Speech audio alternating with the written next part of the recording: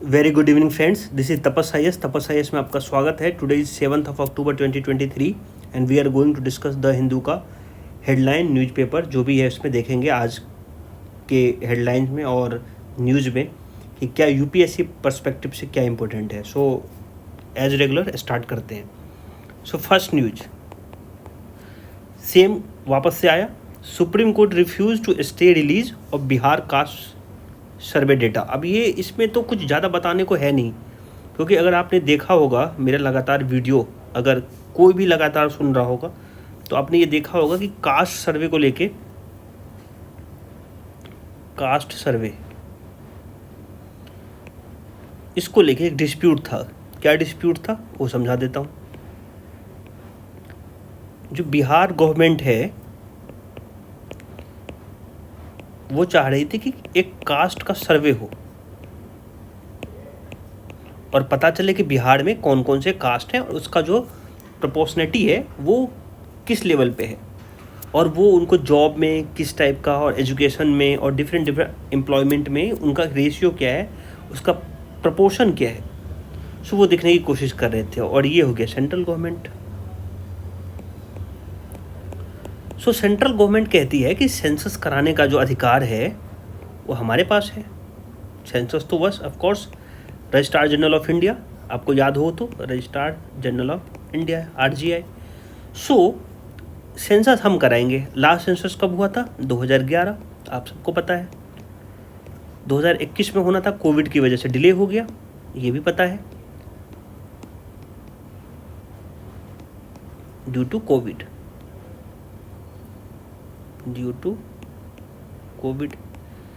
सो ये इन्होंने क्या किया, बिहार गवर्नमेंट ने अपना एक कास्ट सेंसस, कास्ट सर्वे कराने की कोशिश किया। कास्ट सेंसस टाइप का समझो, एक टाइप का, और इनको कुछ रिजल्ट मिले। अंडरस्टैंड? सो ये कह रहे हैं कि ईबीसी, ओबीसी और प्लस प्लस प्लस जो भी हो, तो बोलते इन दोनों के कास्ट को अगर जोड़ोगे तो बिहार में ये अप्रॉक्सीमेटली 63% होते हैं। अंडरस्टैंड? फिर उसको अगर कंपेयर करोगे तो आप देखोगे कि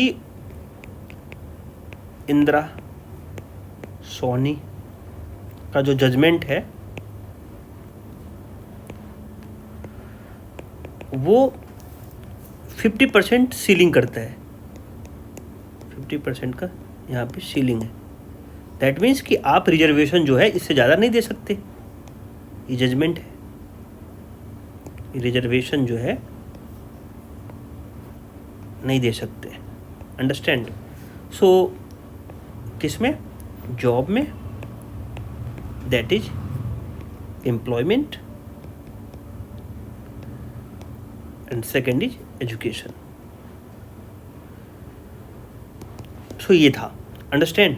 सो ये पूरा केस चल रहा है। अब बिहार गवर्नमेंट इन्होंने क्या किया, सर्वे कराना स्टार्ट किया। तो कुछ लोग कहाँ चले गए? कुछ लोग कोर्ट चले गए। ऑफ कोर्स जाएंगे। अब वो कौन से पार्टी से जाएंगे, क्यों जाएंगे, वो हमको नहीं समझना है। हम केवल कंसेप्ट समझेंगे। हमारा हमेशा उद्देश्य यही होना चाहिए कि हमें जो पूछ रहे हैं वो आना चाहिए। हमें ये नहीं आना चाहिए कि कौन सी पार्टी चली गई, क्या उसमें उनका वेस्टेड इंटरेस्ट था कि नहीं है। हमको उस सब से कोई मतलब नहीं है भाई। वो जिस दिन आपको पॉलिटिक्स ज्वाइन करना है उस दिन आप कर लेना वो सब। सो नेक्स्ट कि बिहार गवर्नमेंट हुआ ये, इसके अगेंस्ट में किसी बंदे ने कोर्ट केस किया। तो पटना हाई कोर्ट ने बोला कि नहीं भाई, ये तो इनका अधिकार है, राइट्स, कि वो पॉलिसी बना सकते हैं इस टाइप का, और ये इस टाइप का सेंसस क्यों करा सकते हैं। क्योंकि ये इनसे इनको कास्ट का जो है कॉन्फ़िगरेशन पता चल जाएगा। कास्ट कॉन्फ़िगरेशन एक टाइप का पता चल जाएगा कि कौन से कास्ट कितने % लोग हैं बिहार में, और उनसे क्या होगा, उससे क्या होगा, उससे होगा कि पॉलिसी अच्छा बना पाएंगे, पॉलिसी ओरिएंटेड हो जाएगा उस पर्टिकुलर कास्ट के लिए। सो हाई कोर्ट ने इनको एक टाइप का, पटना हाई कोर्ट ने फेवर में सुना दिया। किसके फेवर में? बिहार गवर्नमेंट के। अब इन्होंने करवा लिया, पहला चरण हो गया, दूसरा चरण हो गया, उसके बाद आ गया अब उन्होंने सेंसस जो है रिलीज कर दिया, बिहार कास्ट सर्वे, और लूज टर्म में सेंसस भी बोल सकते हो। तो रिलीज कर दिया, बिहार गवर्नमेंट ने क्या किया, रिलीज किया। अब क्या हुआ, तो उससे पता चल गया कि यही वाला कंसेप्ट कि भाई इतने % लोग तो 63% लोग तो इसमें ईबीसी और ओबीसी हैं, तो इनका तो इतना % शेयर होना चाहिए हर जगह पे, लेकिन इतना % तो है नहीं। तो बवाल मच गया पूरे कंट्री में कि जो इस पर्टिकुलर कास्ट के लोग हैं उनका तो प्रोपेशनिटी उतनी है नहीं ना, चाहे वो सर्विस में हो, चाहे जॉब में हो, चाहे वो लेजिस्लेटिव असेंबली में हो, या डिफरेंट चीज़ें हैं। जैसे हम वुमेन को लेके बोलते हैं ना कि वुमेन का इतना % होना चाहिए, और 33% जो बिल लेके आए हो वो उसी को एक टाइप का प्रमोट कर रहा है। तो ये भी कास्ट तो काफ़ी पिछड़े वर्ग के हैं, इनको क्यों नहीं मिलना चाहिए। तो इसी कास्ट को लेके बीपी मंडल कमीशन बैठा था, मंडल कमीशन जिसको बोलते हैं, और उसके बाद ये जजमेंट आया था इंदिरा सोनी का, ठीक है, 90 के आसपास का आप देख लेना है, और ये 1992 के आसपास का जजमेंट है। सो अब कुछ लोग जो इस टाइप का रिलीज कर दिया, अब पूरे कंट्री में जो है एक टाइप का हाहाकार मच गया कि भाई अब इस पर डिस्कशन होगा, इस पर डिबेट होना चाहिए। कुछ लोग जो हैं वो सुप्रीम कोर्ट चले गए,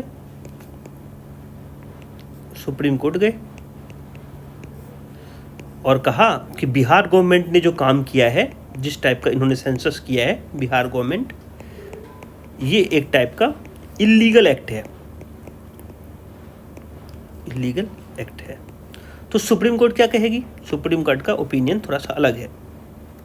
सुप्रीम कोर्ट ने बोला कि ऐसा कुछ भी नहीं है, डज नॉट लाइक दैट, कि बिहार गवर्नमेंट ये करा नहीं सकती है। अगर वो इस टाइप की पॉलिसी बनाते हैं जो पिछड़े हुए लोगों को बहुत, जो जिनका जितना % होना चाहिए और उससे उनको तरक्की मिलता है, तो बिहार गवर्नमेंट ऐसा कर सकती है।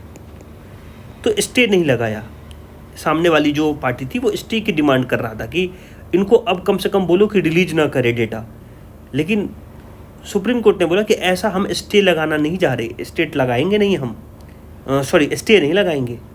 तो ये चीज़ें अभी बिहार गवर्नमेंट दूसरा सर्वे जो करवाए होंगे, जो सोशियो इकोनॉमिक्स होगा, जिसके बेस पे होगा कि उनके पास क्या है, कितने गरीबी हैं, घर में टीवी है कि नहीं है, कैसा है, जो भी होगा उस टाइप का डेटा रिलीज कर सकते हैं। अभी तो एक टाइप का डेटा आया है जिसमें वो बताया है कि कितने % लोग बिहार में कौन से कास्ट के हैं।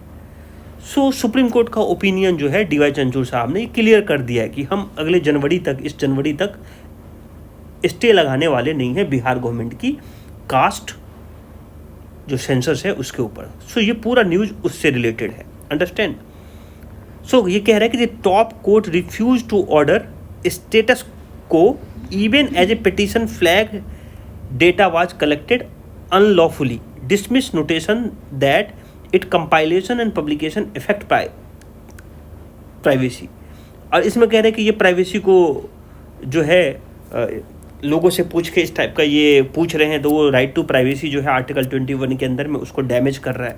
सुप्रीम कोर्ट कह रही है ऐसा कुछ भी नहीं है, कि इससे प्राइवेसी जो है is not a issue as a name. अगर नाम, अपना नाम बताते हो तो उससे प्राइवेसी का क्या रिलेशन है, कोर्ट में आए हो तो कुछ भी कह दोगे, तो इस टाइप का स्टेटमेंट है।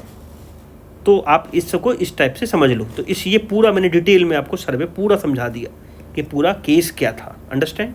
नेक्स्ट बढ़ते हैं। सो ये वाला चीज़ भी मैंने कल डिस्कस किया था कि न्यूज़ क्लिक जो है वेबसाइट जो है, जो एक टाइप का वेबसाइट है ऑनलाइन जो न्यूज़ को दिखाता है। सो इनके ऊपर अब एलिगेशन है कि ये चाइना से ना इनको लीगल एड मिला है और FIR में ये रजिस्टर्ड कर दिया है। तो इनके ऊपर FIR हो गया है और FIR में ये लिखा गया है कि चाइनीज़ कंपनी से इनको पैसा मिला है लीगल एड, और इंडिया की जो सॉवरेनिटी है उसको डैमेज करने के लिए। और इनको ये भी मिला है, इसमें ये भी लिखा है कि ये एंटी नेशनल फोर्स हैं जो इंसाइट कर रहे हैं, सपोर्ट कर रहे हैं फार्मर एजिटेशंस को, और डिफरेंट जो लॉ एंड ऑर्डर का प्रॉब्लम है वो उससे क्रिएट हो रहा है। सो जो इसके बेस पे और जो मनी का जो यूज़ है जो चाइना से लिया गया है उसका इस तरीके से यूज कर रहे हैं ये लोग। So these 3 individuals have been name accuse in FIR। तो ये 3 लोगों के नाम हैं जो आप सबको पता होगा कि गौतम नौलखिया है और एक इसमें, और दूसरा जो है प्रवीर प्रोकास्ता, एंड एक अमेरिकन जो है वो है नेवली रॉय। ये तीनों जो हैं वो न्यूज़ क्लिक में काम करते हैं, फाउंडर हैं, व्हाट्सएवर जो भी है। इन तीनों के नाम जो है वो FIR में आए हैं कि इन्होंने चाइनीज़ कंपनी से पैसे लेके, लीगल एड लेके, और इंडिया की जो लॉ एंड ऑर्डर है उसको उन्होंने एक तरीके से डैमेज करने की कोशिश की है। और ये मनी का ट्रेल चेक करेंगे कि कहाँ कहाँ से आया है, कैसे आया है और किस रूप में आया है। याद रखिएगा कि जब इनको अरेस्ट किया गया था तो FIR की कॉपी नहीं दी गई थी। ये लोग कोर्ट गए, फिर कोर्ट ने उनको बोला दिल्ली पुलिस को कि आप इनको FIR की कॉपी तो दो, नहीं तो ये अपने right to access to their as per choice of their counsel वो किस तरीके से जो यूज कर पाएंगे। अगर आप देखोगे CRPC 41D ये कहता है कि कोई भी इंसान अपने पसंद का वकील कर सकता है। तो ये तो CRPC का वायलेशन है अगर आप उसको FIR की कॉपी नहीं दोगे तो फिर जाके दिल्ली जो पुलिस थी उसने FIR की कॉपी दी, और अब FIR में पता चला है कि ये कह रहे हैं कि ये चाइनीज़ से पैसा लेके चाइनीज़ एड इनको मिला है, और जो इस टाइप की चीज़ें करवा रही हैं, जो फार्मर्स को इन्होंने एजिटेट करने में फंड किया और डिफरेंट चीज़ें। तो ये तो कहानी हो गई आपको, ये कहानी जो हो गई किन के तरफ से है अंडरस्टैंड कीजिएगा फर्स्ट। सो ये कहानी तो हो गई न्यूज़ क्लिक की।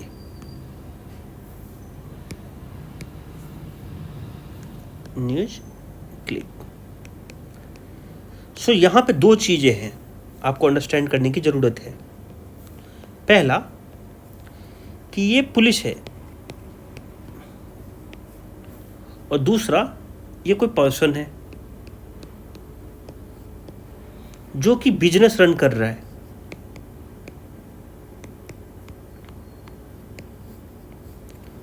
मीडिया बिजनेस है, आप ऐसा मान के चलो, ऑनलाइन मीडिया टाइप का है एक टाइप का, कि इनका बिजनेस ऐसा है कि न्यूज़ को दिखाना।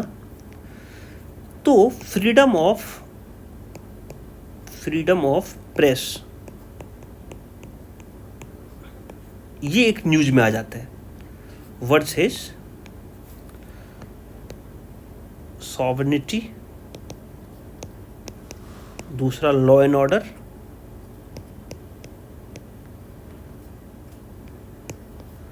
तीसरा टैक्स इवेजन से रिलेटेड भी है, मैं आपको बताता हूं कैसे। अब पुलिस ने इसके खिलाफ FIR दर्ज किया है। इससे पहले भी इनके खिलाफ FIR 2017 के आसपास हुआ था, उसमें हुआ था उनसे जांच इन्वेस्टिगेशन हुआ था, और उसमें उनको छोड़ दिया गया था, और बेल पे था जो व्हाट्सएवर जो भी थे उनको छोड़ा गया था, दिल्ली हाई कोर्ट ने उनको छोड़ा था।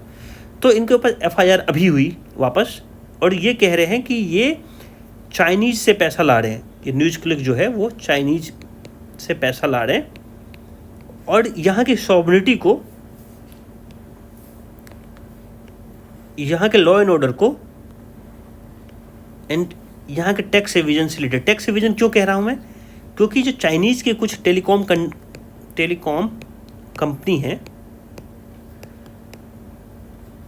उसने इंडियन गवर्नमेंट का टैक्स चुराया है, टैक्स इवेड किया है, इवेजन। और अगर हम इनसे फंड लेंगे, जो कंपनी जो है अगर टैक्स को इवेड करती है, इंडियन गवर्नमेंट को टैक्स को नहीं देती है, और अगर हम उनसे फंड लेंगे तो ऑफ कोर्स हम समहाउ कुछ तो डिस्टर्ब कर रहे हैं, क्योंकि एक कंपनी है जो टैक्स चोरी कर रही है, और आप उसी से आप जो है वो एक टाइप का आपको फंड मिलता है, तो वो भी इसीलिए टैक्स एविजन वाला वर्ड भी थोड़ा सा न्यूज़ में है। सो आपको इसको बैलेंस करना पड़ेगा, और आपको क्रिटिकली डिसाइड करना पड़ेगा कि फ्रीडम ऑफ प्रेस खतरे में है। आप अगर किसी को अरेस्ट करते हो तो आपको ये 3 को तो आपने फाउंडर को अरेस्ट किया, आपने उसकी पूरी जो बिजनेस चल रहा था उसको आपने सील किया है, और साथ में इनके जितने भी एम्प्लॉय हैं, एम्प्लॉय 1, 2, 3 एंड सो, इन सब के ऊपर रेड मारा है और पूछताछ कर रहे हैं इनसे कि किसी तरीके से लिंक निकले। सो आपको पूरा ये समझ में आ गया चीज़ें कि ये न्यूज़ क्लिक का पूरा जो केस चल रहा है वो है क्या। अब now the question is that कि आपको ये अंडरस्टैंड करने की ज़रूरत है, समझने की ज़रूरत है कि फ्रीडम ऑफ प्रेस जो है वो एब्सोल्यूट राइट है कि नहीं, फंडामेंटल राइट अंडर आर्टिकल 19। सो ये तो एक टाइप का यहाँ इस पे तो रीजनेबल रिस्ट्रिक्शन लग सकता है, रीजनेबल रिस्ट्रिक्शंस फंडामेंटल राइट पे लगता है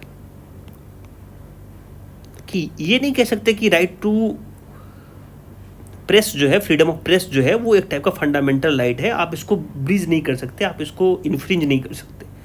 रीजनेबल रिस्ट्रिक्शंस हैं, लेकिन इस रीजनेबल रिस्ट्रिक्शंस को लगाते समय भी स्टेट को भी ध्यान रखना पड़ता है कुछ चीज़ों का। तो क्या वो प्रोसीजर फॉलो हुआ कि नहीं, वो देखने की बात है।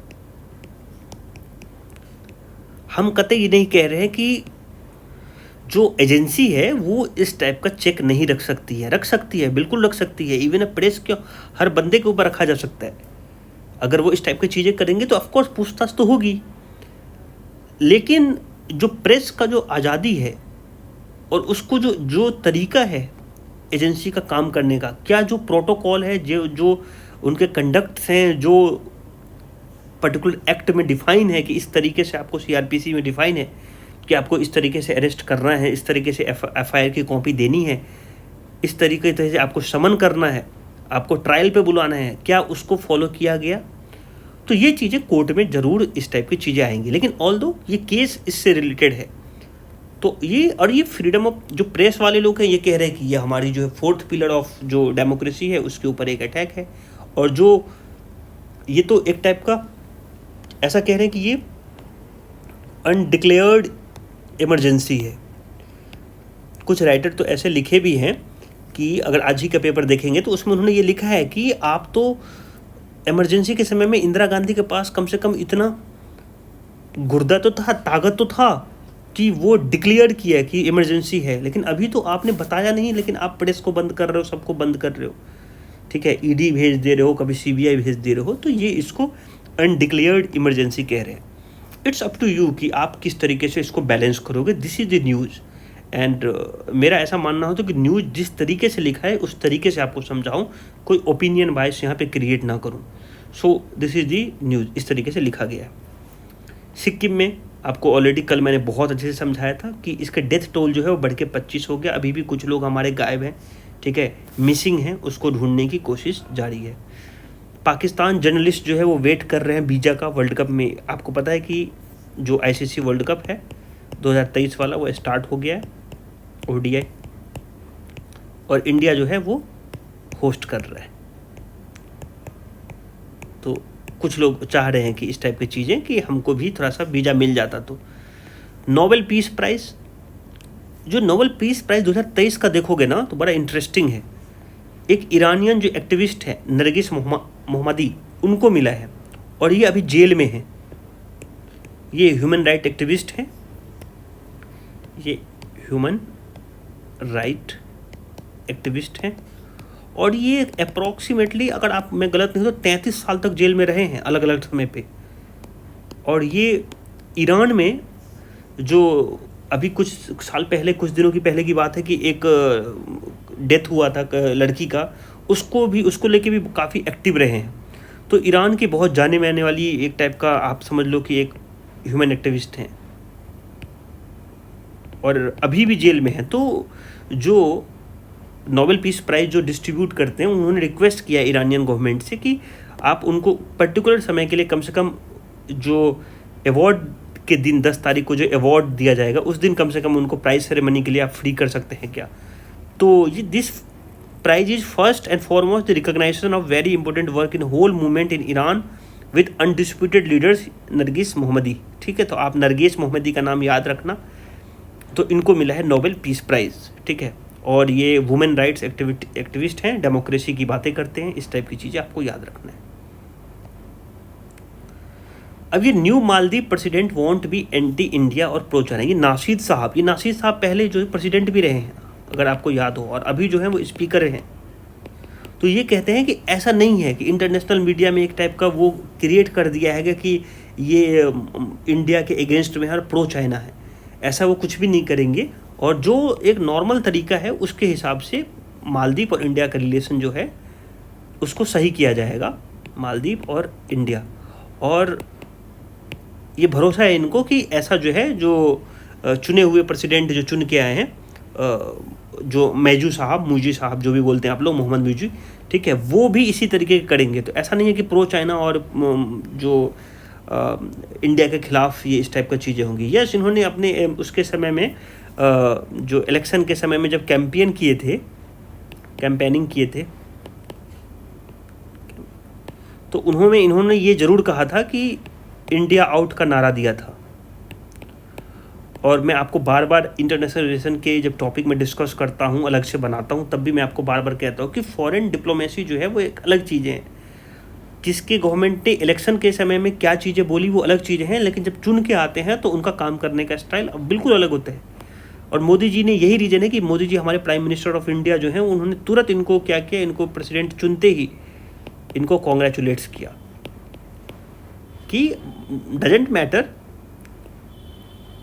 कि हमारी आपकी आइडियोलॉजी मिलती है कि नहीं, once you are elected as a president of Maldives, so we have to work together कि कैसे इंडियन ओशन रीजन IOR को जो है वो वहाँ पे एक फ्री टाइप का नेविगेशंस हो, और वो जो डिफरेंट जो पायरेसी और डिफरेंट चीज़ों से गुजर रहा है इंडियन ओशंस, उसमें आपको भागीदारी करने की ज़रूरत है। क्योंकि मालदीव जो है ऑफ कोर्स वो हमारा नेबर स्टेट है, तो हमको उनको ध्यान रखने की ज़रूरत है। सो ये इस टाइप के स्टेटमेंट जो नाशीद साहब के साइड से आया वो बहुत ही अच्छा है इंडियन डिप्लोमेट्स को लेके। और ये सुन के हम लोग को थोड़ा सा अच्छा लगा कि यस, ऐसा नहीं है कि पूरे मालदीव जो है वो अगेंस्ट है इंडिया के। गाजीपुर लैंड फील्ड सबको पता है, यहाँ पे इसको जो बड़े बड़े पहाड़ थे उसको तोड़ने की बात हुई थी। तो ये गाजीपुर, बलसवा एंड ओखला, ये दिल्ली को एक टाइप का वहाँ पे इकट्ठा हो गया, इतनी सारा कचरा वहाँ पे इकट्ठा हो गया। तो इसको केजरीवाल साहब ने बोला था कि इसको हम ख़त्म कर देंगे, लेकिन अब वो बोल रहे हैं कि MCD में जो है वो कमेटी प्रॉपर बैठ नहीं रही है, उसकी वजह से हम डिले हो रहे हैं। फिर एयर क्वालिटी के ऊपर है, तो राघव चड्ढा का जो है वो बंगला लॉस होने वाला है, तो नॉट इम्पोर्टेंट, सिंगल लाइनर है वो, not important for us. Next, अभी स्टालिन साहब कहते हैं कि मैंने आपको ये बार बार बोला है कि स्टालिन साहब ये कह रहे हैं कि ये तो सोची समझी साजिश है कि अगर मैं फैमिली प्लानिंग, हमारी स्टेट अगर फैमिली प्लानिंग अच्छे तरीके से कर रही है और हम जो है वो पॉपुलेशन को कंट्रोल कर रहे हैं, और आप पॉपुलेशन कंट्रोल करेंगे तो फिर डिलिमिटेशन कमीशन होगा। भी 2026 में डिलिमिटेशन कमीशन आएगा, हर जगह का जो पॉपुलेशन है उसको रिवाइज किया जाएगा, और उसके हिसाब से तो तमिलनाडु, केरला, कर्नाटका, आंध्र प्रदेश, तेलंगाना, साउथ की जितनी भी स्टेट हैं वो उन्होंने पॉपुलेशन पे कंट्रोल किया है। तो इनकी पॉपुलेशन कम हो जाएगी, तो इनकी रिप्रेजेंटेशन जो होगा, इनका जो रिप्रेजेंटेशन होगा लोकसभा में वो क्या हो जाएगा, कम हो जाएगा, रिड्यूस हो जाएगा। और नॉर्थ इंडिया के जो स्टेट है, नदर्न इंडिया के जो स्टेट है जिनकी पॉपुलेशन बढ़ी है, उनको लोकसभा में सीट ज़्यादा मिलेगी। तो ये तो इनके लिए, नदर्न स्टेट के लिए बोनेंजा हो गया, और इनके लिए एक टाइप का जो है वो सिन हो गया, एक टाइप का निगेटिव, एक टाइप का इनको पनिश किया गया, इनको पनिशमेंट मिला। ये तो एक्सपेक्ट कर रहे थे कि हमें अवार्ड या रिवॉर्ड मिलेगा। सो इसको लेके बोले कि आपको सोचने की ज़रूरत है, ये एक टाइप का conspiracy to cut Lok Sabha seat Tamil Nadu, ये प्रिटिक्स ऑफ डिलिमिटेशन इसको है। शरद पवार की पार्टी, आपको सबको पता है कि NCP में फैक्शन चल रहा है कि आपको शरद पवार की पार्टी और उनकी जो भतीजे की अजित पवार की पार्टी है, दोनों जो है वो election commission of India decide करेगी कि कौन किसको क्या मिलेगा, पार्टी सिंबल और वो। सो आपको वो उस पर नज़र बनाए रखना है। जब भी इसमें कुछ बड़ा न्यूज आएगा तो मैं इलेक्शन कमीशन का पावर डिस्कस करूँगा यहाँ पे, कि इलेक्शन जो सिंबल देने का अधिकार है या फिर कौन सी पार्टी किसकी है, वो किसके पास पावर है। तो पार्लियामेंट कुछ इस टाइप की चीज़ें हैं, तो मार मत देना, इलेक्शन कमीशन का पावर है वो। तो सनातन धर्म के ऊपर तो मैंने आपको बता ही दिया। तो इसके ऊपर इन्होंने क्या किया, उदयनिधि स्टालिन जो थे उन्होंने ये कह दिया था कि सनातन धर्म के बारे में कुछ इस टाइप के अपशब्द कह दिए थे, तो उसको लेके कोर्ट में चल रहा है। तो देखेंगे अभी इसके बारे में ऑलरेडी डिस्कस किया था। कार पुलिंग को लेके अब कुछ रूमर्स उड़ गया था कि बेंगलोर में कि कार पुलिंग बंद कर देंगे ऐसा करके। तो कार पुलिंग तो पॉल्यूशन के लिए अच्छी चीज़ें हैं। अगर आपको दिक्कत है तो आपको एग्रीगेटर में दिक्कत है तो अपन एग्रीगेटर को चेंज करो, उसके अंदर लॉ के अंदर में लेके आओ। कार पुलिंग हमेशा अच्छी चीज़ें हैं कि अगर आप कम कार अगर रोड पे रहेंगी तो आपकी जो ट्रैफिक है वो अच्छा होगा। तो आपको इसको देखने की ज़रूरत है। नेक्स्ट, तो ये तो चीज़ मैंने आपको बता ही दिया कि जर्नलिज्म को लेके जो है, फ्रीडम ऑफ प्रेस को लेके एक राइटर हैं कृष्णा प्रसाद, वो लिखते हैं। उनकी कुछ लाइन मैं बोलता हूँ, इतना इंपॉर्टेंट नहीं था लेकिन आपको 2-3 लाइन समझने की ज़रूरत है। ये कह रहे हैं कि if any one has committed anything wrong, ठीक है, न्यूज़ क्लिक को लेके बात हो रही है, agency are free to carry out investigation. अगर आपको लगता है कि किसी ने कुछ गलत किया है तो एजेंसी तो फ्री है, इन्वेस्टिगेशन करे against them under set guidelines and where the gratuitous word of the union information broadcasting minister Anurag Thakur, और ये अनुराग ठाकुर कह रहे हैं। But when the suspect are questions about the protest again, अगर ये तो आपको सही है, ये कतई गलती नहीं है कि अगर इन्वेस्टिगेशन एजेंसी अगर आप गलती करोगे तो जांच करेगी। आपके लिए तो आर्टिकल 14 सबके लिए है ना भाई, इक्वलिटी। अगर कोई इंसान गलती करता है तो सबको सज़ा मिलती है। अगर आप जो गलती करोगे तो आपको भी वही सज़ा मिलेगी उसी समय पे, अगर उस टाइप की गलती हो, नेचर वही हो तो कानून दो तरीके से काम नहीं करती है। कानून सबके लिए बराबर है, law is equal for all. So ये तो ठीक है, लेकिन आप ये कह रहे हैं, राइटर कह रहे हैं कि ये ब्रॉडकास्ट मिनिस्टर जो है, ब्रॉडकास्टिंग अनुराग ठाकुर की बात थी कि उन्होंने बोला था कानून सबके लिए सेम है। लेकिन ये कह रहे हैं कि but when the suspect are question, suspect जिसके ऊपर सस्पेक्ट है आप उसको क्वेश्चन कर रहे हो, प्रोटेस्ट अगेंस्ट सिटीजनशिप अमेंडमेंट जो हो, सिटीजनशिप अमेंडमेंट एक्ट आया था उसको लेके, डेली राइट्स को लेके, फार्मर के एजिटेशंस को लेके कि फार्म लॉ में कि जो फार्मर्स ने जो इस टाइप के जो आंदोलन किए थे तो उसको लेके अगर सस्पेक्ट को आप इस चीज़ के बारे में पूछ रहे हो तो ये बताता है कि it reveals a perverse mindset which is so use to unfiltered propaganda that it share year to the ground journalism not as a public service but as a avoidable hindrance and it is tick all the box of media capture. ये कह रहे कि अगर तुम हमसे ये चीज़ पूछते कि तुम्हारी गलती ये है कि तुमको चाइना से फ़ंड कैसे मिला और ये फ़ंड जो है तुमने किस तरीके से लेके आया, वहाँ पर तुमने टैक्स इवेजन कैसे किया, क्या तुमने इंडिया की सोवरेनिटी और इंटीग्रिटी को डैमेज किया, ये सब पूछेगा तब तो सही है। अभी तक तो सही है, इन्वेस्टिगेशन सही है। लेकिन जैसे ही तुमने ये पूछना स्टार्ट किया कि फार्मर आंदोलन में तुम गए थे कि नहीं गए थे, जैसे तुमने पूछा कि जो अपना सिटीजनशिप जो एक्ट आया था उसमें तुम्हारा क्या रोल था, रिपोर्टिंग की थी कि नहीं की थी, जैसे तुम पूछोगे कि और कोई ऐसी चीज़ें जो डेली राइट्स हुआ था दिल्ली में, इसके समय में तुमने रिपोर्टिंग किया था कि नहीं किया था, कहाँ से पैसे आए थे, दैट मीन्स यहाँ ये वाला एरिया सही है इन्वेस्टिगेशन का, लेकिन ये वाला गलत है। How can you ask such question in which the thousand of people are involve, कि इन्वॉल्व हैं उसमें, वहाँ पे लाखों लोग इन्वॉल्व हैं और अपनी राइट्स को लेके एक टाइप का वो कर रहे हैं। रिपोर्टिंग करना तो जो जर्नलिज्म है उनका तो मेन चीज़ है कि रिपोर्ट करना, ग्राउंड पे जाके रिपोर्टिंग करनी। He has doing the right thing. So writer ये लिखने की कोशिश कर रहे हैं कि आपको ये तो एक टाइप का अलग चीज़ का माइंडसेट बताता है और आपको ये दिखाता है कि आप मीडिया को कैप्चर करना चाह रहे हो। जो चारों टिक लगते हैं ना मीडिया को कैप्चर करने का, वो आप उसको फिलफिल कर रहे हो। पहला, आप मीडिया को हरास कर रहे हो। दूसरा, मीडिया को इंटिमिडेट कर रहे हो, डरा रहे हो, इंटिमिडेशन बोलते हैं उसको।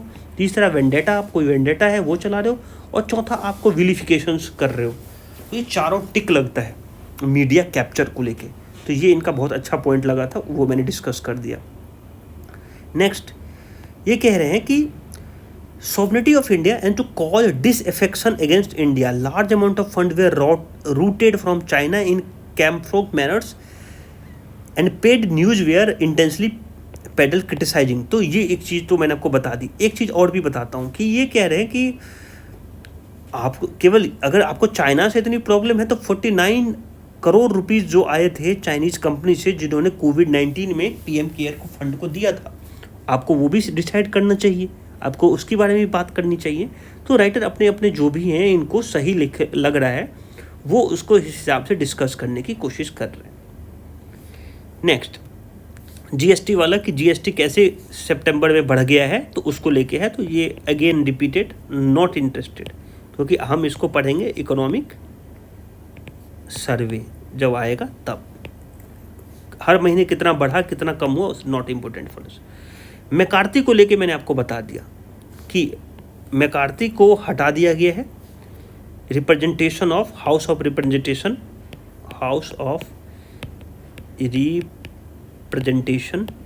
जो है, पता है ना कहाँ है हाउस ऑफ रिप्रेजेंटेशन? पता चला इंडिया ही मार के आ जाओ आप लोग, सर आपने बताया नहीं। तो ये यूएसए, और उसको अपनी पार्टी ने हटाया। ये लोग रिपब्लिकन साइड से हैं, डोनाल्ड ट्रंप रिपब्लिकन साइड, जब भी याद रखना तो ट्रंप साहब। और डेमोक्रेट्स की तरफ से जो थे वो ओबामा साहब थे, और बिडेन साहब डेमोक्रेट्स, तो ओबामा याद रखो। नए बच्चों के लिए लिख दिया हूँ। जो हाउस ऑफ रिप्रेजेंटेशन में जो स्पीकर थे, जो कि मोस्टली अभी जो थे वो रिपब्लिकन साइड के थे, ये जो थे मैकार्थी, उनको हटा दिया गया है। और यूएस में पहली बार ऐसा हुआ है। और इनको हटाने के लिए कौन, वैकेट करने के लिए किसने अप्लाई किया? खुद ही रिपब्लिकन ने। तो इनको हटा के अब दूसरे को बनाया गया है। तो कुछ अभी आ भी गया है नाम उनका, अभी मेरे को याद नहीं है, वो भी कुछ बिडेन ही टाइप के हैं, लेकिन जो हैं या कुछ हैं वो देखना। तो उनको हटा दिया गया है। उसको लेके रिपब्लिकन पार्टी ने, और आपस में ये दिखा रहा है कि कैसे आपस में रिपब्लिकन पार्टी जो है इलेक्शन से पहले फ्रैक्चर्ड हैं, खुद ही अलग तरीके से बटे हुए हैं। तो उनको जीतने के चांसेस जो हैं यूएसए इलेक्शन जो होने वाले हैं उसमें बहुत कम चांसेज हैं। टिल देन की कुछ इस टाइप की चीज़ें हों, तो उसको देखेंगे, इसको फॉलो अप करेंगे, अपन फॉलो अप करेंगे यूएसए इलेक्शन को। कुछ भी छूटने नहीं वाला है, बस केवल इसको फॉलो करते रहो, एक एक न्यूज़ को ऊपर नज़र बनाए रखें। फिर नेक्स्ट जो देखो, ये वाला जो है ना सस्टेनेबल डेवलपमेंट गोल, ये तो तुमको रट डालो। 17 गोल हैं सस्टेनेबल डेवलपमेंट गोल, 17 वाले। ये इससे पहले मिलेनियम वाला था। तो ये 17 के 17 तुमको रटे होने चाहिए कि 1 में क्या है, 1 में जैसे आपको पॉवर्टी है, हंगर है, ऐसा करके 3 में क्या है, 4 में क्या है, 5 में क्या है, ऐसे 17 के बना लो। और आंसर राइटिंग में ये 17 आने चाहिए। कहीं भी कुछ बोले तो 1-2 तो उसमें आप डाल ही दो कि सस्टेनेबल डेवलपमेंट गोल के अंदर में ये लिखा गया है। और कौन निकाला है? United nation. तो इम्पोर्टेंट है। कितने उसमें टारगेट हैं? तो 17 इसमें ये हैं, उसमें 169 और आइटम्स हैं। तो स्टार्ट करते हैं, ये देखते हैं क्या है। तो यूनाइटेड नेशन ने एक सस्टेनेबल डेवलपमेंट गोल का एक सेट बनाया जिसमें 17 गोल हैं, और 169 जो इंग्लिश मीडियम वाले हैं 169 टारगेट्स हैं, और 193 जो यूएन का मेंबर्स हैं वो इसको एग्री किया, और 2030 तक इस पर काम करने की कोशिश किया, इसमें सुधार करने की कोशिश की। तो अंडरस्टैंड कर गया कि इनका जो टाइम लिमिट है वो 2030 तक है। क्वेश्चन क्या है कि both develop and developing two and, दोनों कंट्री जो है, इसमें डेवलप कंट्री भी हैं, डेवलपिंग कंट्री हैं, इनका जो एक पर्पस था, ऑब्जेक्टिव था कि पॉवर्टी को और सोशियो इकोनॉमिक और इन्वायरमेंटल प्रॉब्लम है उसको सॉल्व करना। अंडरस्टैंड? पॉवर्टी, हंगर सब कुछ है उसमें, हेल्थ है, लैंड के ऊपर क्या है, लैंड के नीचे क्या है, किसको किस तरीके से बचाना है। तो ये सब सस्टेनेबल डेवलपमेंट गोल का पार्ट है। तो आपको पॉवर्टी को कम करना है, अप्रॉक्सीमेटली कम नहीं तो एंड ही करना है। तो अदर सोशियो इकोनॉमिक जो भी होंगे, इन्वायरमेंट, उसको भी आपको सही तरीके से अलाइन करना है। और इससे होगा क्या? इससे होगा कि लिविंग स्टैंडर्ड्स जो हैं वो, लाइफ ऑफ स्टैंडर्ड्स जो हैं, स्टैंडर्ड ऑफ लाइफ जो है वो चेंजेज होंगे, एजुकेशन में सुधार देखने को मिलेगा, इनइक्वालिटी आप जो होगी वो कम होगी, और इकोनॉमिक ग्रोथ जो होगा ये बढ़ेगा, अगर आप सस्टेनेबल डेवलपमेंट गोल के ऊपर काम करते हैं तो अभी क्या हुआ है, सस्टेनेबल डेवलपमेंट गोल का रिपोर्ट 2023 आया है, और वो कह रहा है कि जो हम सोचे थे उसमें बहुत स्लो प्रोग्रेस हो रहा है। तो ऑफकोर्स उसका रीज़न कुछ तो होगा, तो वही climate change, Russia Ukraine war और फिर ग्लोबल इकोनॉमी का अच्छा परफॉर्म नहीं करना, ये सब इसके रीजन्स हैं। कोविड का इफेक्ट, तो ये सब चीज़ें आप उसको रीजन में लेके, इसकी वजह से प्रोग्रेस जो हो गया वो उतना अच्छा नहीं हुआ। उसमें भी पैसे वाले के पास तो पैसे है, उसने अपना प्रोग्रेस कर लिया, लेकिन LDC कंट्री जो हैं, लिस्ट डेवलप्ड कंट्री जो हैं LDC, जिनकी पर कैपिटा इनकम बहुत कम है, ठीक है, वो तो बहुत उसमें कम परफॉर्म कर पाए। मतलब उनको जो सस्टेनेबल डेवलपमेंट गोल पे काम करना चाहिए वो तो काम भी नहीं कर पाया। तो उसको लेके है। इंडिया थोड़ी सी उससे ऊपर है, तो इंडिया ने क्या किया, उसमें थोड़ा सा अच्छा परफॉर्म किया। ग्लोबल इकोनॉमिक ख़राब होने के कारण भी और जो चैलेंजेस, जो पेंडेमिक्स थे, उस सब होने के बाद भी हमने अच्छा परफॉर्म किया। इंडिया ने ठीक ठाक एवरेज परफॉर्म किया है सस्टेनेबल डेवलपमेंट गोल के अंदर में। जैसे कि एग्जाम्पल के लिए समझाया है इसने कि ये क्या बोल रहे हैं कि ये नेशनल एजुकेशन पॉलिसी जो है 2020 और उसको कोरिलेट करने की कोशिश किया, एजुकेशन को कोरिलेट करने की कोशिश किया है सस्टेनेबल डेवलपमेंट गोल से। तो ये कह रहे हैं कि अगर आप देखोगे रिसेंट एक्शन और policy indicates that India is committed towards realising sustainable development goal. जैसे sustainable development goal 4 pertains to access to quality education. हमारा कोई सा भी वीडियो देखोगे तो पहले मैं बोलता हूँ कि एजुकेशन इंपॉर्टेंट है, लेकिन जहाँ पे एजुकेशन पहुँच गया है वहाँ पे मैं क्वालिटी एजुकेशन की बात करता हूँ। मैं तो बोल रहा हूँ कि पहले तो एजुकेशन समझाओ। एक ऐसे एरिया जहाँ पे तुम एजुकेशन को ले नहीं जा सकते, ट्राइबल एरिया में, दूर दराज के एरिया में, वहाँ पे उसको लिटरेट करना, लिटरेसी देना, उसको, वही हमारे लिए बहुत बड़ी बात है। मैं ये नहीं कहता कि हम काफ़ी निगेटिव टाइप की बातें नहीं करता, मैं ये कहता हूँ कि पहले एजुकेशन तो दो, फिर उसके बाद क्वालिटी एजुकेशन की बात करना कि कौन सी बुक से पढ़ना है, NCERT पढ़ना है कि CBSE के बोर्ड से पढ़ना है, कि आपको स्किल इंडिया की बात करना है, कि उसको एक्स्ट्रा करिकुलम की बात करना है, कि उसको फॉरेन को भेजना है स्कॉलरशिप के थ्रू। वो सब क्वालिटी एजुकेशन तो बाद में। अच्छे टीचर होने चाहिए, अच्छा इंफ्रास्ट्रक्चर होना चाहिए, ये that is called quality education. Firstly I always bother about education कि पहले उनको लिखना पढ़ना तो आना चाहिए, तो वो आपको समझ में आनी चाहिए। तो सस्टेनेबल डेवलपमेंट गोल 4 जो है वो आपको बताता है क्वालिटी एजुकेशन को लेके, चौथा, 4th। सो इसका प्री रिक्विजिट जो है वो अचीवमेंट ऑफ अदर्स गोल। अगर देखेंगे, अगर तुम्हारा अच्छा होगा, एजुकेशन अच्छा होगा, तो इसका गोल दूसरे पे इम्पैक्ट भी पड़ता है। India with a long standing history of equitable and inclusive education, हमारी हिस्ट्री है आज से नहीं, नालंदा विश्वविद्यालय अगर याद हो उसके समय से, कि हम इक्विटेबल एंड इंक्लूसिव एजुकेशन की बात करते हैं। और सस्टेनेबल डेवलपमेंट गोल through various reforms, among them बहुत सारी चीज़ें हमने किए हैं, लेकिन उसमें एक जो है नेशनल एजुकेशन पॉलिसी 2020 जो कस्तूरारंगन कमेटी था उसके बाद जो बनी थी उसको लेके है। तो नेशनल एजुकेशन पॉलिसी को लेके ये डिस्कस किए हैं। National education policy 2020 calls for a change of all level, her level पे एजुकेशन पे चेंज हुआ है, लेकिन जो प्रायोरिटी लेवल पे हम डिस्कस करने वाले हैं वो आज हायर एजुकेशन की बात कर रहे हैं कि हायर एजुकेशन अगर कहीं का अच्छा हो जाए तो वहाँ की सोशल मोबिलिटी, एम्पावर पीपल को एम्पावर करता है, क्रिएटिविटी करने की आपकी सोच है, एक सोच आपको प्रोड्यूस करती है, क्रिटिकल थिंकिंग, एनालाइज करने की, और आपको और डेवलपमेंट जो है एम्प्लॉयमेंट स्किल देती है। तो हायर एजुकेशन बहुत इंपॉर्टेंट है, और वो भी खास करके जब रिसर्च बेस कोई आप एजुकेशन कर रहे हो तो उस समय में आपकी जो सोचने की शक्ति होती है, थिंकिंग पावर होती है, क्रिटिकल थिंकिंग का, और आपको अगर कॉलेज और अगर किसी कंपनी के साथ अगर टाइप पर्टिकुलर हो गया, आपके पास स्किल है, तो एम्प्लॉयमेंट भी जनरेट हो जाती है। तो ये चीज़ें हायर एजुकेशन के साथ प्रॉफिट है। बाकी नीचे के साथ तो है ही, क्योंकि वो लर्न करके आ रहे हैं, लेकिन हायर एजुकेशन में अगर आपको अच्छा काम कर लोगे तो आपकी बाकी चीज़ें थोड़ी सुधर जाएगी। सेम चीज़ें OECD की रिपोर्ट कहती है, organisation of economic cooperation and development की जो रिपोर्ट है, जो बाहर की हैं, वो ये कहती हैं कि अगर किसी का हायर एजुकेशन डिग्री अगर अच्छा है तो वो एम्प्लॉयबिलिटी में कन्वर्ट हो जाता है, उसको एम्प्लॉय मिलने के चांसेस जो हैं वो 54% more than those only have a completed senior secondary school. So that means कि जो 12वीं वाला जो बंदा है और जो एजुकेशन डिग्री लेके आया है, तो इसके डिग्री वाले के चांसेस 54% बढ़ जाते हैं, इनको एम्प्लॉयबिलिटी मिलने के चांसेस, इनको जॉब मिलने के चांसेस। तो आपको वो याद रखने की ज़रूरत है। एक और भी चीज़ें हैं कि एक यूनिवर्सिटी इंक्लूसिव एजुकेशन, यूनिवर्सिटी के साथ अगर एजुकेशन के साथ अगर इस टाइप का कर देंगे कि एक यूनिवर्सिटी को inclusive education 10 better protect people against poverty.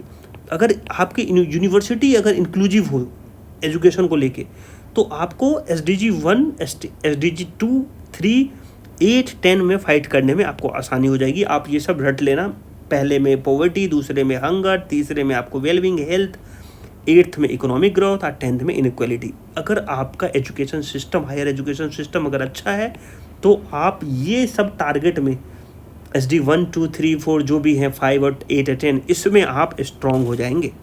और ख़ास करके रिसर्च बेस्ड एजुकेशन होना चाहिए। तो मैं तो हमेशा बोलता हूँ कि आप अगर एक बार रिसर्च टीचर जो है अगर रिसर्च पे काम करने लगेगा तो डायरेक्ट ये चीज़ें जो है स्टूडेंट को पढ़ने को मिल जाएगी। तो वही चीज़ इन्होंने बात किया है। तो डिफरेंट जैसे कि बोले कि जैसे आप कोई रिसर्च करते हो तो वहाँ क्लीन एनर्जी के बारे में स्कूल कॉलेज में सिखाया जाए, सस्टेनेबल सिटी के बारे में सिखाया जाए, ग्लोबल वार्मिंग के बारे में सिखाया जाए, ताकि वो इस टाइप की रिसर्च करें।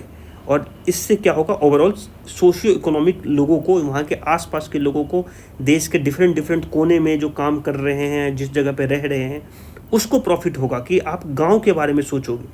तो ये सब चीज़ें, और सिटी के बारे में भी ऑफकोर्स कि अगर क्लाइमेट चेंज की बात करें तो हर जगह है वो। तो 7, 11, 13 तो सबको इसको भी कोरिलेट करने की कोशिश की है। फिर अगर आप सस्टेनेबल डेवलपमेंट की बात करोगे तो आपको radically change the way we produce and consumes, ये सस्टेनेबल डेवलपमेंट 12 है कि हम ऑर्गेनिक खेती करें या डिफरेंट या स्टार्टअप में जो दें वो 9 है, तो उससे भी इम्पोर्टेंट है। तो ये आपको समझने की है कि एजुकेशन का जो इम्पैक्ट है वो SDG के कितने टारगेट हैं उसको कैटर कर रहा है। फिर एक वैल्यू बेस्ड एजुकेशन होनी चाहिए, तो उसके ऊपर वो बात कर रहे हैं। तो आप ये समझ गए। तो नेशनल एजुकेशन पॉलिसी जो है 2020 demand the Indian higher education be committed to mapping day to day operation with SDG। अगर आपको हायर एजुकेशन था तो वो SDG को डेली आप उसको उस बारे में सोचो। फिर जो रैंकिंग, यूनिवर्सिटी की जो रैंकिंग है, जो SDG पे अचीवमेंट पे जो काम कर रहा है, ये एक टाइप का एक अच्छा मूवमेंट है। एक ऐसी यूनिवर्सिटी जो SDG के बारे में हमेशा सोच रहा है, वो आप उसके लिए एक अच्छा काम कर रहे हो कि उस यूनिवर्सिटी की रैंकिंग अगर अच्छी है तो दैट मीन्स कि वो SDG के बारे में सोच रहा है और वो उससे लड़ने के लिए अलग अलग पॉलिसी बना रहा है। वो अपने स्टूडेंट को शिक्षा दे रहा है कि आपको क्लाइमेट चेंज के बारे में, आपको हेल्थ के बारे में, वेलनेस के बारे में, पॉवर्टी के बारे में, हंगर के बारे में बात करनी है और उसी के ऊपर रिसर्च करना है, उसी के लिए सोसाइटी को आपको रिटर्न करना है। तो अगर ये अच्छा काम करेंगे तो हमारा SDG जो गोल में जो अपना वो होगा वो हमारा रिड्यूस हो जाएगा, हमारा जो रैंकिंग होगी वो सुधरेगा। तो आपको ये देखने की ज़रूरत है। 2030 तक का ये एजेंडा है, हम सबको पता चल गया है। अप्रॉक्सीमेटली हमारे पास 26,000 हायर एजुकेशन इंस्टीट्यूट हैं, तो उसको एक टाइप का आंकड़ा है, वो आंकड़े में मैं जाता नहीं, ठीक है। University should come out and reinvigorated and play a part in education, innovation, culture and civic life of their local community. ये मैंने आपको बता दिया कि यूनिवर्सिटी कैसे इम्पोर्टेंट है कम्युनिटी हेल्थ के लिए, एनर्जी सेविंग के लिए, ये हर चीज़ के लिए। बोलते हैं ना कि एक बार आप यूनिवर्सिटी में आप चले जाओगे, अच्छे यूनिवर्सिटी में, तो वो आपको ट्रेंड करके भेजता है कि आपको सोसाइटी को क्या देना है, कल्चर को क्या देना है, अपने आसपास के लोगों को क्या देना है, अपने देश को क्या देना है। तो वो उसी हायर एजुकेशन की बात करने की कोशिश कर रहे हैं in the form of sustainable development goal, कि आप जब भी यूनिवर्सिटी में भी रहो तो SDG के बारे में सोचो और उस टाइप की रिसर्च करो। सो बहुत ही इंटरेस्टिंग एक टाइप का लिखा था इन्होंने। SDG के जितने भी गोल हैं जो सेल्वम साहब हैं, उन्होंने सबको अप्रॉक्सीमेटली कोरिलेट कर दिया था। तो थोड़ा सा ये आपको पढ़ना पड़ेगा सस्टेनेबल डेवलपमेंट गोल के जितने भी हैं, और उसके बाद नेक्स्ट सवाल आपको समझ में आ जाएगा कि ये क्यों इंपॉर्टेंट है। आपके आंसर राइटिंग में अगर ये नहीं आया तो आपका आंसर राइटिंग समझो कि अधूरा है। कुछ लोग बिहार से लोग जो छोटे कास्ट के लोग थे वो मूव करके पंजाब चले गए, वहाँ पे खेती करने लगे, जो भी उनके अंदर में, किसी के अंदर में, और अपना जो कास्ट है उनको चेंज करके सिखिज्म में कन्वर्ट कर लिया।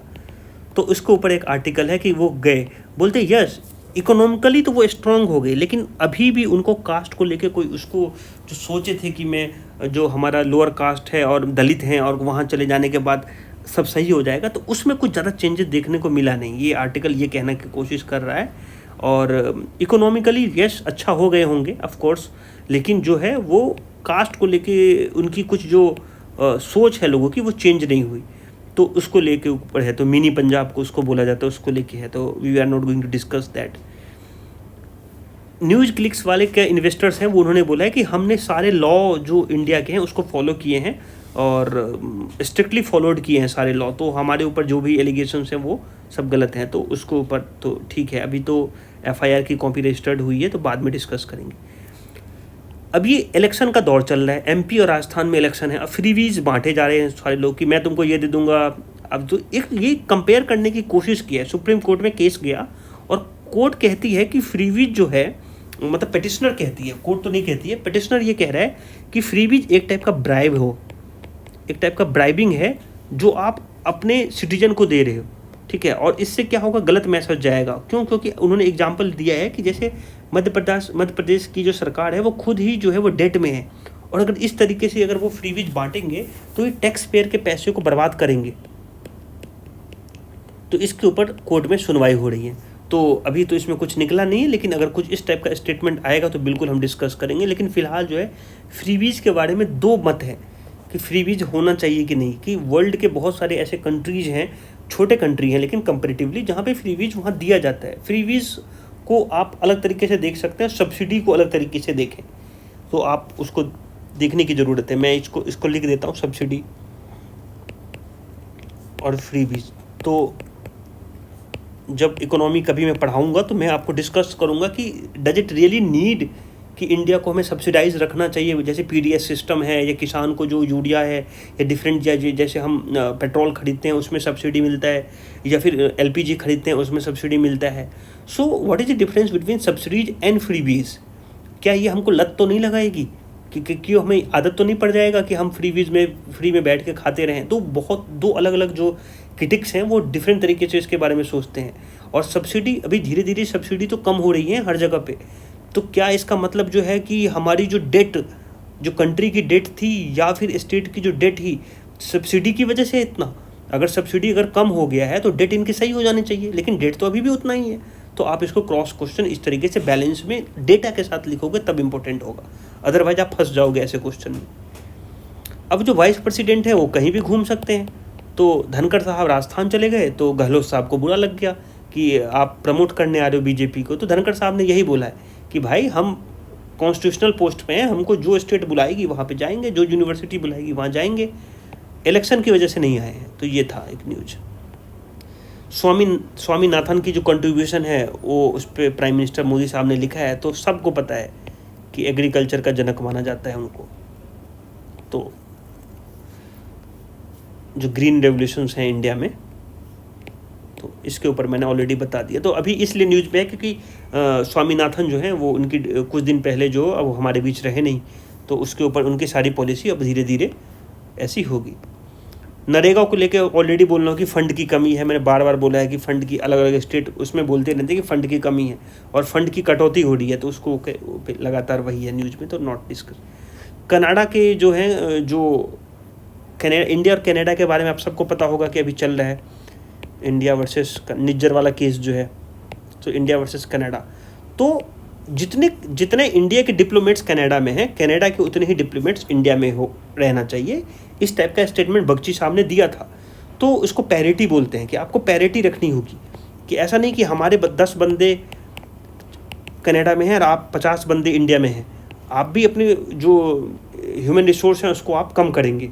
तो ये इन लोगों ने यहाँ से कम करके इनके डिप्लोमेट्स जो हैं वो सिंगापुर मलेशिया भेजा है, तो वो न्यूज़ में है। तो ये चीज़ें हैं। नेक्स्ट,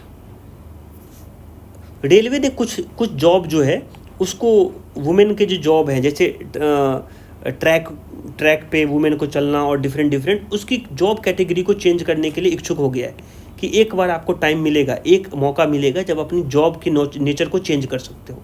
और ये क्योंकि वहाँ की जो इंफ्रास्ट्रक्चर है, जैसे असिस्टेंट लोको पायलट वुमेन है, और मान लो कि कोई ट्रैक वुमेन है जो ट्रैक पे जाती हैं, आपको पता ही होगा, तो वहाँ पे इंफ्रास्ट्रक्चर वुमेन के लिए नहीं है। अगर वो प्रेग्नेंट हो जाती हैं तो ऐसे समय में कैसे काम करेगी?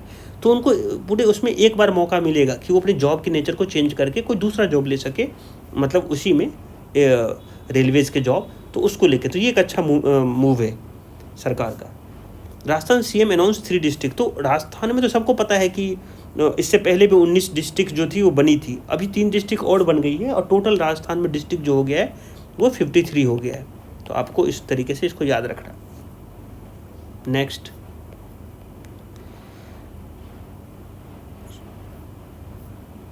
तो social media platform told remove child sexual abuse content. ये तो ठीक है, ये तो न्यूज़ में लगातार आ रहा है।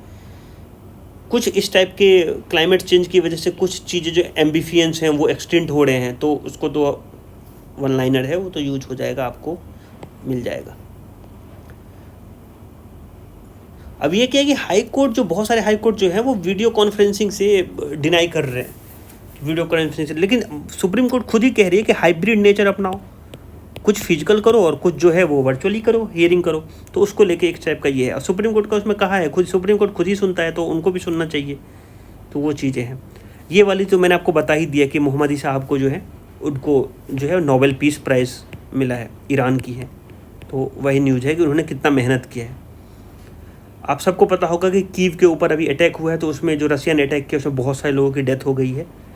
और रसिया जो है एक तरीके से जो न्यूक्लियर टेस्ट ट्रीटी है उससे बाहर होने को बोल रहा है कि मैं बाहर हो जाऊंगा और मैं फिर से न्यूक्लियर टेस्ट करूंगा, ऐसा एक टाइप का संकेत मिल रहा है न्यूक्लियर टेस्ट। और वो इसलिए कह रहा है क्योंकि ये कह रहा है कि यूएसए ने 1996 में रेटिफाई वो किया था, साइन किया था, लेकिन रेटिफाई नहीं किया।